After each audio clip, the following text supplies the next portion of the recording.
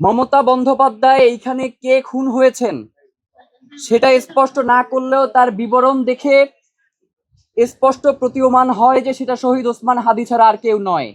তিনি যেই বিবরণে ওই সমসাময়িক ঘটনার কথা উল্লেখ করেছেন, আমরা ইতিপূর্বেও বিভিন্ন সময়ে শহীদ ওসমান হাদির খুনের পরবর্তী সময়ে আমরা সংবাদ মাধ্যমে আপনাদের মাধ্যমে জানিয়েছি যে শহীদ ওসমান হাদির খুনে ভারতের সংশ্লিষ্টতা থাকতে পারে।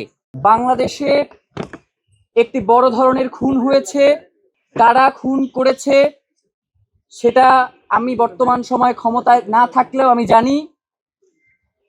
আমাকে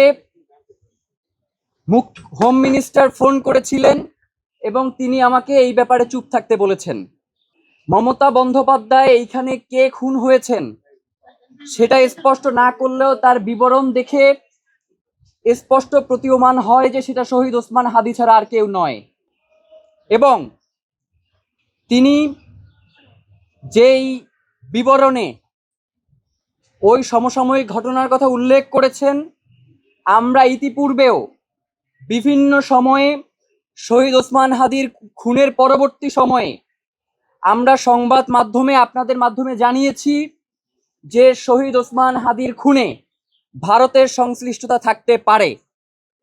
মমতা বন্দ্যোপাধ্যায়ের বক্তব্যের মধ্য দিয়ে আজকে এটা অত্যন্ত সুস্পষ্ট বিষয় যে শহীদ ওসমান হাদির খুনের সাথে ভারত এবং তার গোয়েন্দা সংস্থা রয়ের প্রত্যক্ষ জড়িত থাকার প্রমাণ রয়েছে।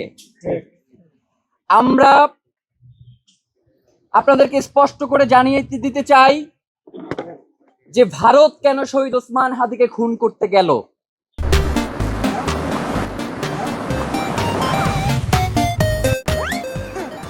ভারতের এইখানে কি স্বার্থ রয়েছে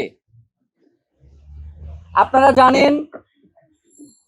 2024 সালে জুলাই গণ অভ্যুত্থানের পরে বাংলাদেশের স্বাধীনতা এবং সার্বভৌমত্বের প্রশ্নে যেই ছেলেরা ছিল আপোষহীন, যার কণ্ঠস্বর ছিল বাংলাদেশের মানুষের পক্ষে, যার কণ্ঠস্বর ছিল বাংলাদেশের আজাদির পক্ষে, যিনি বাংলাদেশের স্বাধীনতা সার্বভৌমত্বকে রক্ষা করবার জন্য নিজের বুক টান টান করে তার স্বাধীনতা সার্বভৌমত্বের জন্য নিজের পতাকা সামনে নিয়ে দাঁড়িয়েছিলেন, সেই মানুষটা হচ্ছেন শহীদ ওসমান হাদি। জুলাই পরবর্তী সময়ে আওয়ামী লীগ পালিয়ে যাওয়ার পরেও ভারত এই আওয়ামী লীগের মধ্য দিয়ে বাংলাদেশে তার আধিপত্যবাদ কায়েম করত। সে এই আওয়ামী লীগের মধ্য দিয়ে বাংলাদেশে তার ব্যবসা বাণিজ্য থেকে শুরু করে করিডোর ট্রানজিট সকল ধরনের আধিপত্য, সামরিক খাত, এইগুলোর নিয়ন্ত্রণ সে এই আওয়ামী লীগকে ব্যবহার করত, যার কারণে ভারতের জন্য একটি মাথা ব্যথার কারণ হয়ে দাঁড়িয়েছিলেন শহীদ ওসমান হাদি। এখন এই হত্যার পরে যখন আমরা ভারতের এই প্রসঙ্গটা টেনে আনবার চেষ্টা করছিলাম, তখন বাংলাদেশের একটা মহল আমাদেরকে বারংবার বিতর্কিত করবার চেষ্টা করেছে এবং আমরা যারাই শহীদ ওসমান হাদির এই খুনিদের ব্যাপারে কণ্ঠ উচ্চারণ করছিলাম, কণ্ঠ জোর করছিলাম, তখন তারা আমাদেরকে বিভিন্নভাবে বিভিন্ন ট্যাগ দিয়ে এই লড়াইকে, এই খুনের বিচারকে বাধাগ্রস্ত করবার চেষ্টা করেছে।